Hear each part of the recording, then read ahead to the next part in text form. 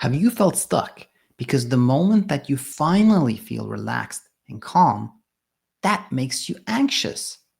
If so, you've experienced what we call relaxation anxiety. In this episode, we're going to understand why it happens, why it matters, and how you can leave relaxation anxiety and find peaceful sleep and peace of mind. Hi, I'm Daniel, a sleep doctor turned coach and educator, and your host of this episode of Insomnia Insight, in which we're going to understand relaxation anxiety. It is an experience that many have had, maybe not everyone, but it is fairly common. And I'm actually surprised that we haven't talked about this before. And just to define it, we call relaxation anxiety the experience of when feeling calm actually makes you aroused. This is relaxation anxiety. And in this episode, we're going to see why it matters, why it happens, and how it goes away. So let's get right to it. Number one, why does it matter? If not everyone has had this experience, why do we even talk about it? Well, the reason is that any of these experiences that can seem so strange and odd and unusual can be really tricky and keep us in a state of struggle, because when there's something that we just don't understand that's mysterious and strange and inexplicable and like bizarre, that can make us think, well, something is wrong with me. Something's happening to me that shouldn't be happening. I'm like, a unique case. And that can make us really, really concerned and keep our mind in this like threatened state.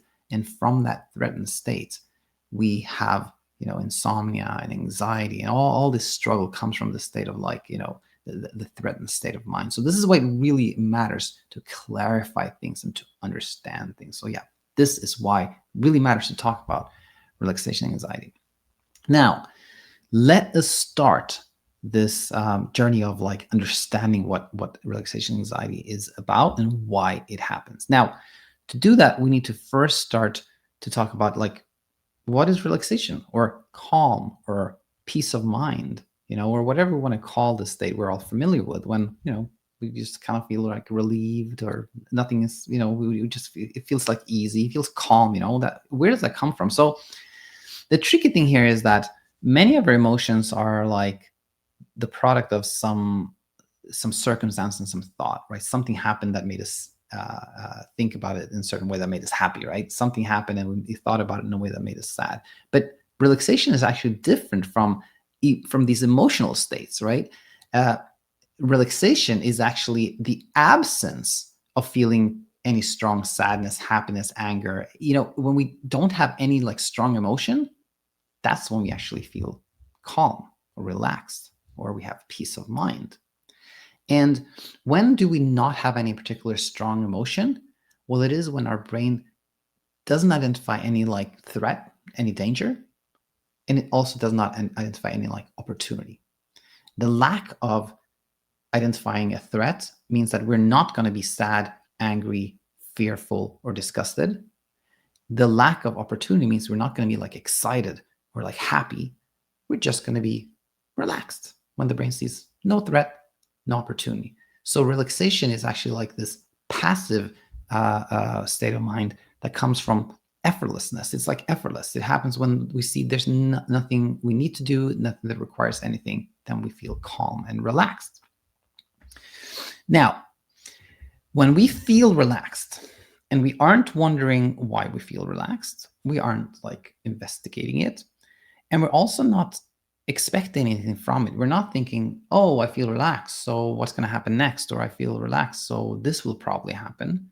Then we continue to feel relaxed because, again, the fact that we're relaxed has no meaning to us. It's just like, oh, I'm happy to be relaxed. The fact that we're relaxed does not represent any threat or opportunity. It has no particular meaning. It's just, we're just relaxed. So when we feel relaxed and we aren't predicting anything, we continue to feel relaxed. As opposed to the following.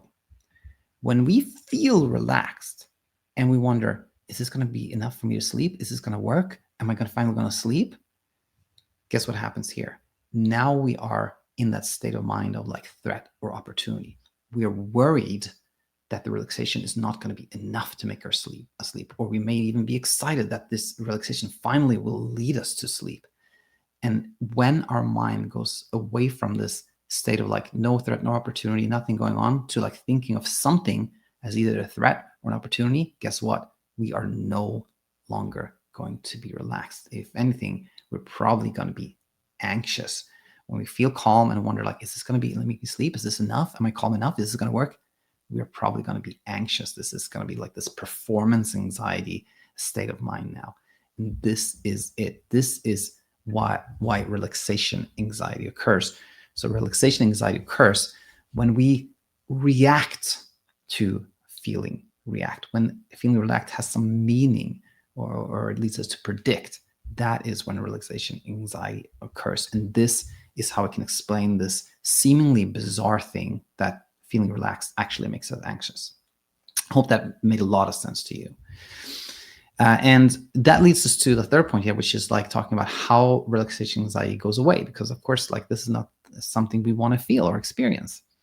And I would say firstly that your reaction to relaxation anxiety, it changes when you understand it. So I bet already now, just thanks to your courage to tune into something new here and to learn and to take this inner journey, you are already like, your reaction will already start to change, just simply because you now understand what it is. Instead of going like, oh my gosh, whenever I feel relaxed, I feel anxious, you're going to be like, oh yeah, I felt that relaxation led to anxiety for me, but now I understand why. This is not something strange or unusual. So it doesn't mean anything is strange, is wrong with me. That is really, really helpful. So I think that has already started to change for you thanks to your willingness to learn here. Something else that can really help is seeing that there is no ideal state of mind required for sleep to happen. We can be in a place where we are calm and relaxed, and there's nothing particularly going on, but it still takes us quite a while to fall asleep. Or we can be quite anxious, quite worried, and we surprisingly fell asleep pretty quickly, right? It's a paradox, because on one hand, the insomnia struggle happens when we are in this like hyper-aroused state, hyper-vigilant state, but we can still be in quite a hyper-aroused state and still surprisingly sleep well. It's kind of like, all Toyotas are cars, but not all cars are Toyotas. It's similarly like insomnia is always caused by hyperarousal, and that's in the background, but not all hyperarousal keeps us awake at night. Something like that. So, and why this is so helpful to see is that we are not going to be like, oh, I need to be relaxed, I need to be calm, or I will not sleep. It's in fact that thinking keeps us awake. But if we're just like, not really, I can be quite anxious and still actually sleep well, or I can be calm and not sleep, then that's going to take away the pressure from feeling relaxed. We're not going to create this story or this pressure or these predictions when we feel relaxed. That is really, really going to help. I think those are the key things really for how relaxation anxiety goes away. But there's one more bonus insight for you if you stayed here for the duration of this episode. I want to thank you by sharing one more bonus insight. There is a very, very closely related experience that we call sedation anxiety. Sedation anxiety is when it is not like the emotional state or like the lack of strong emotion and in the state of calm that leads us to be anxious, depending on how we think about it, but rather it is sedation, like chemical sedation from medications or other substances, but typically it's medication. So we can have this experience of like we take a sleeping pill and we start to feel like the sedation, like the kind of like the actual impact of like the active ingredient on our nervous system. We feel like sedated, and that makes us anxious for the exact same reason that when we feel sedated, we wonder like, oh, what's going to happen now? Is this going to make me sleep? Is this going to work? And this is again very similar. It's like when the feeling sedated actually makes us anxious for the exact same reasons that we just discussed. And why I want to mention this is because this is proof of something that I think matters. Very often I say that sleeping pills or medications, they actually don't matter when it comes to sleeping well. We can take them, we cannot take them, and still sleep well, right? And the most common objection I get when I say that is people saying, "Hey, Daniel, like, are you saying that like everything is in my mind? That like these sleeping pills, they don't do anything in my body? Don't they have like physical, like chemical properties that have some impact on my nervous system?" And then I'm like, that's true. Regardless of how we think of, for example, alcohol, drinking a lot of alcohol will have an impact on our bodies. Regardless of how we think about it, it will cause sedation. It's just like, that's just the chemical properties that do that. But that's actually not what matters.